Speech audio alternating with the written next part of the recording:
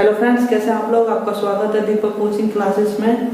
और आज आपके लिए मैं नया चैप्टर लेकर आया हूँ। कक्षा 10th का है ये, और पहला चैप्टर है हिस्ट्री का, ये यूरोप में राष्ट्रवाद का उदय।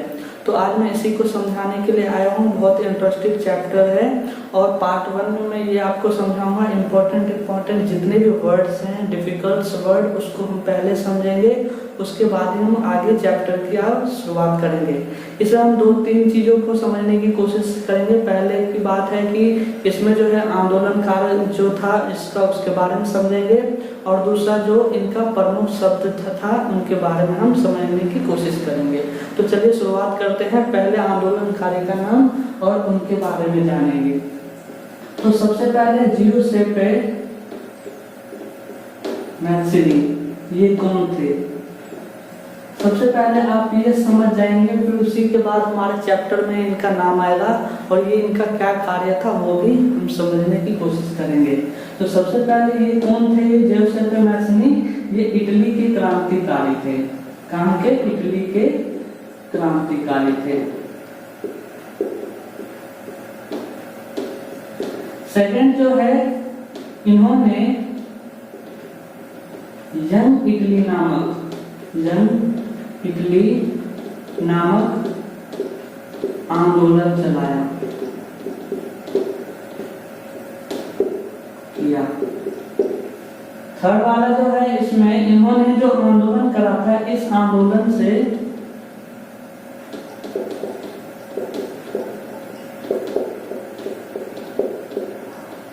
एकजुटता को बल मिला। मतलब कि जब ये आंदोलन चला यंग इटली नामक, तो इस आंदोलन से बहुत लोग प्रभावित हुए और लोग एकजुट होकर इसमें अत्यधिक रूप से इसमें सफलता मिलती है। फोर्थ पॉइंट जो है, इसमें ये जो थे ये राजतंत्र के विरोधी थे। ये राजतंत्र के विरोधी थे। मैं आपको क्लियर कर देता हूँ। राजतंत्र मतलब होता है राजाओं का शासन होता था उस समय। जब हम आजादी से पहले की बात करें तो राजाओं का शासन कैसा था? आज के समय के जैसे नहीं था। पहले के जो राजा थे अपनी मनमर्जी से शासन चलाते थे, उनकी अपनी ही अलग से ही कानून होता था और लोगों को अधिकार ही नहीं होता था। वो लोगों पर अत्याचार करते थे, कर जो लगा देते थे उनके ऊपर टैक्स लगा देते थे बिना मतलब कि जमींदार जो वहाँ के किसान श्रमिक जो होते थे उन पर अत्यधिक रूप से कर लगा देते थे। तो ये वह जो जियुसेप्पे मैत्सिनी है वह इसलिए राजतंत्र के विरोधी थे। ठीक है, तो ये आंदोलन जो आंदोलनकारी हैं जियुसेप्पे मैत्सिनी, इसको आप इजीली टाइप से समझ सकते हैं। और इसी चैप्टर से यहीं से शुरुआत होती है। जो इटली के क्रांतिकारी थे जियुसेप्पे मैत्सिनी, इसको समझ जाएंगे इजीली टाइप से। इन्होंने यंग इटली नामक आंदोलन किया। इस आंदोलन से एकजुटता को बल मिलता है और ये राजतंत्र के विरोधी थे। सेकंड वाला जो है गैरिबाल्दी के बारे में हम पढ़ेंगे। ये भी आंदोलनकारी थे।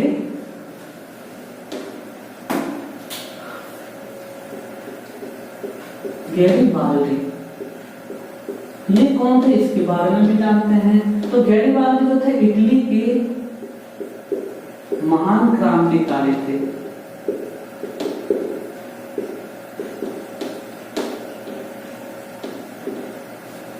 सेकंड में ये जियुसेप्पे, अभी जो हमने पहले आंदोलनकारी के बारे में पढ़ा, जियुसेप्पे मैत्सिनी,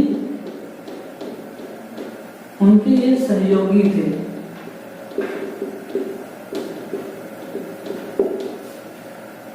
ये इन्होंने भी एक सेना बनाई थी। इन्होंने क्या चलाया था? इन्होंने लाल कुर्ती नामक सेना को तैयार किया।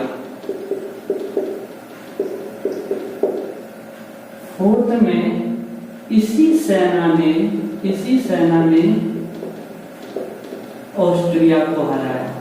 देखिए, ये इनके सहयोगी थे जियुसेप्पे मैत्सिनी के, और इन्होंने लाल कुर्ती नामक एक सेना की स्थापना कर देते हैं, तैयार करते हैं। और इसी सेना की वजह से इन्होंने ऑस्ट्रेलिया को हराया। क्लियर हो जाएगा आपको सारा? हराया। फिफ्थ पॉइंट में आसानी से मेरे इन्होंने स्वतंत्र आंदोलन चलाया था।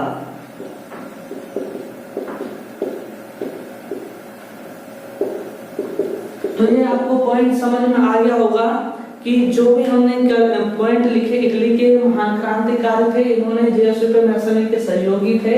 इन्होंने लाल कुर्ती नामक क्या करा था, सेना को तैयार किया था। इसी सेना ने किसको हरा दिया, ऑस्ट्रिया को हरा दिया। ऑस्ट्रेलिया अलग है और ऑस्ट्रिया अलग है। इन्होंने स्वतंत्र आंदोलन चलाया था। तो आपको दो जो आंदोलनकारी के बारे में बता दिया मैंने, पहला जो था जोसेफ मैसनी और दूसरा था गैरिबाल्डी। तो ये आपको क्लियर हो गया होगा, मुझे आशा है। अब चलते हैं आगे, जो हमारे प्रमुख शब्द हैं, मुख्य शब्द की और बात करेंगे हम। मुख्य शब्द कौन कौन से हैं और उसको हम समझने की कोशिश करेंगे।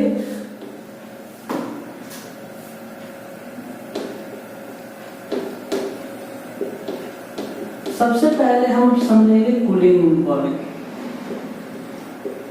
क्योंकि ये बार बार आपके चैप्टर में आता रहेगा कुलीन वर्ग। अब आपको पता ही नहीं है कुलीन वर्ग, और आपके बार बार आता रहेगा और समझ में नहीं आएगा कि कुलीन वर्ग है क्या।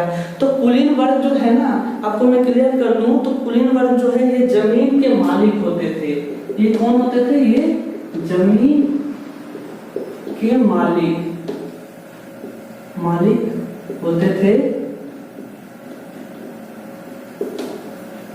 और यूरोपीय महाद्वीप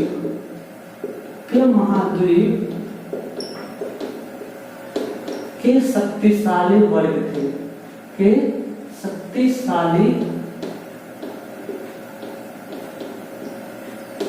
अब आपको क्लियर हो गया होगा, ठीक है। तो ये जमीन के मालिक होते थे और ये क्या था, ये यूरोपीय महाद्वीप के शक्तिशाली वर्ग था। आपको समझ में आ रहा होगा इजीली, मुझे आशा है कि आपको अच्छे से समझ में आ रहा होगा। और जैसे जैसे हम पढ़ते जाएंगे हमारे चैप्टर में ये शब्द आता रहेगा कुलीन वर्ग, तो हमें अब पता चल जाएगा कि ये कौन होते थे, जमीन के मालिक होते थे और ये यूरोप महाद्वीप के शक्तिशाली वर्ग था।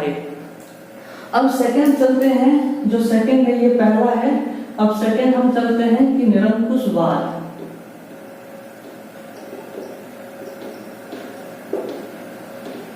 निरंकुशवाद क्या होता है? देखिए, एक ऐसी शासन व्यवस्था लिख देते हैं, एक ऐसी शासन व्यवस्था जिस पर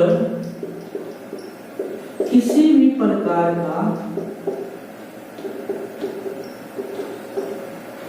का अंकुश ना हो। मतलब कि आपको मैं क्लियर कर देता हूं कि निरंकुशवाद मतलब होता है एक ऐसी शासन व्यवस्था, एक ऐसी सरकार की शासन व्यवस्था जिस पर किसी भी तरह का अंकुश ही ना हो। पहले की हम बात कर रहे हैं, वर्ड अभी भी यूज होता है और हम हिस्ट्री पढ़ रहे हैं, तो निरंकुशवाद का बार बार इसका यूज होता रहता है।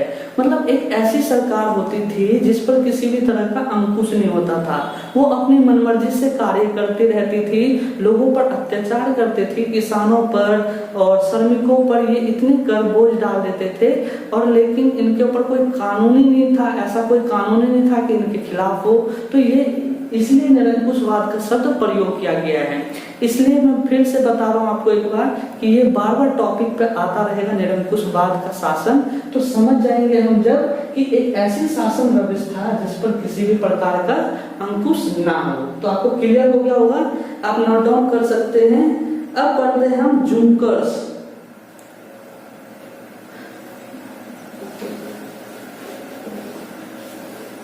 यही पॉइंट है, मुख्य शब्द हम पढ़ रहे हैं, जुंकर्स। अब आपके बुक में आता तो फिर से आप ये समझ नहीं पाते कि जुंकर्स होता क्या है। एक ऐसी सामाजिक श्रेणी होती है, एक ऐसी सामाजिक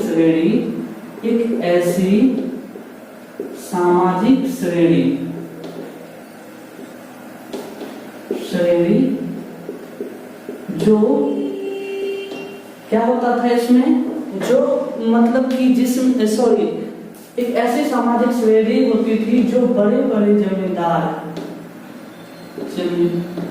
जो बड़े बड़े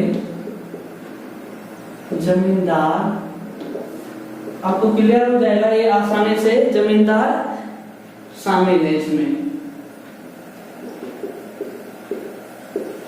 एक ऐसी सामाजिक श्रेणी जो बड़े बड़े जमींदार इसमें शामिल होते थे उसको जुनकर्स कहा जाता था। आपको क्लियर हो गया होगा ये, आप एक बार फिर से रिपीट कर लें कि एक ऐसी सामाजिक श्रेणी जिसमें बड़े बड़े जमींदार शामिल होते थे।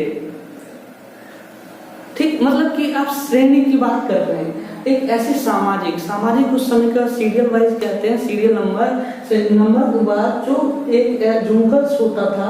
जुनकर्स मतलब एक ऐसी सामाजिक श्रेणी होते थे जो बड़े बड़े जमींदारों में शामिल इनका नाम होता था। तो ये आपको क्लियर हो गया होगा।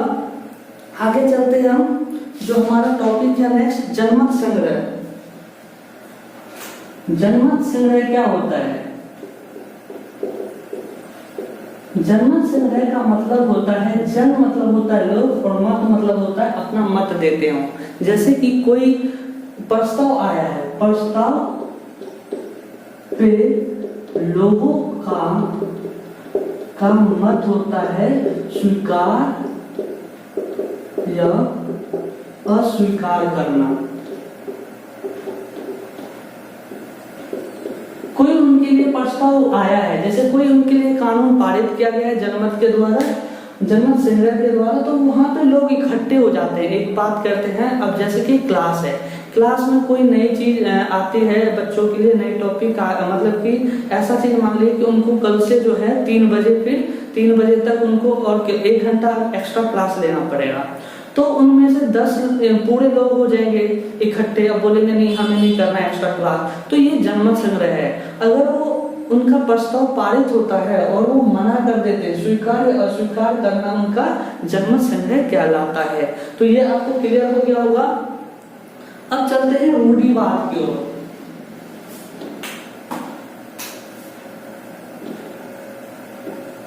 रूढ़िवाद क्या होता है? तो हम इसमें पढ़ेंगे कि एक क्या होता है, एक ऐसी राजनीतिक दर्शन, मतलब कि पहले की क्या होता है, संस्थानों, पौराणिक परंपराओं और पुरानी रीति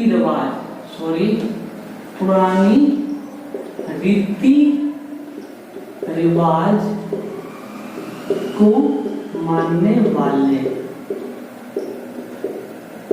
मतलब कि पहले की जो सांस्कृतिक होती थी ना, जो पहले के लोग मानते थे वही रूढ़िवाद कहलाते हैं।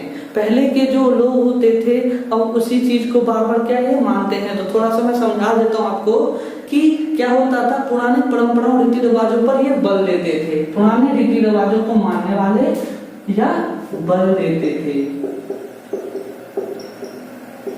तो ये आपको पॉइंट याद करना होगा, सिंपल है, पुराने रीति रिवाजों को मानने वाले या बल देते थे।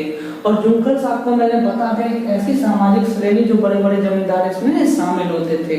तो आज आपका चैप्टर यहीं तक था और आगे हम नेक्स्ट आगे शुरुआत कर देंगे। और यहीं से चैप्टर जो है आंदोलन कैसे शुरुआत होता है और क्या क्या होता है उसमें, ये सब मैं आपको क्लियर कर दूंगा। पार्ट 2 में आपको मैं आसानी से समझा दूंगा। तो आज का जो हमारा 2 आंदोलनकारी थे और मुख्य शब्द थे मैंने आपको क्लियर कर दिया। अगर कोई डाउट हो तो मुझसे पूछ सकते हैं आप कमेंट बॉक्स में। और आज के लिए इतना ही चैप्टर था, आगे नेक्स्ट चैप्टर में आपको मैं पार्ट 2 में बताऊंगा। Okay, bye, good night.